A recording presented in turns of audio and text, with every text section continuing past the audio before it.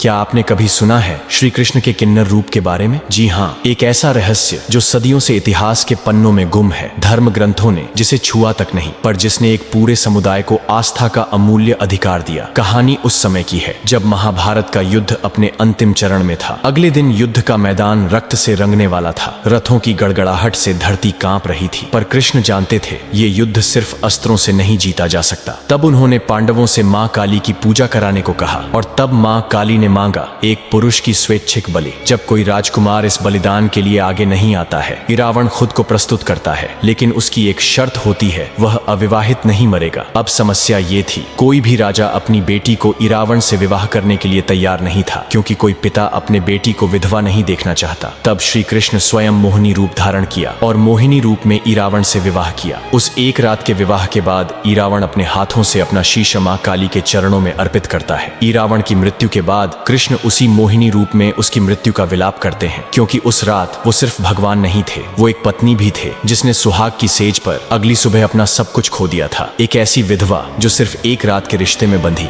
आज भी तमिलनाडु के कूवगम गांव में हर साल हजारों किन्नर एकत्र होते हैं। वो सजते हैं, संवरते हैं, मोहिनी का रूप धारण करते हैं, और फिर उसी परंपरा को निभाते हुए वो इरावण से एक रात की शादी करते हैं। शादी का वो पल उनके लिए सिर्फ रस्म नहीं होता, वो होता है प्रेम की एक पवित्र संधि। ये सिर्फ इरावण की कहानी नहीं, ये हर उस आत्मा की है जो प्रेम के अधिकार के लिए लड़ती है। कृष्ण का किन्नर रूप हमें यह शिक्षा देता है, प्रेम किसी रूप का मोहताज नहीं होता। अगर आप भी मानते हैं कि प्रेम किसी रूप का मोहताज नहीं होता, तो एक लाइक जरूर छोड़िए और कमेंट में लिखिए, प्रेम सबसे बड़ा धर्म है।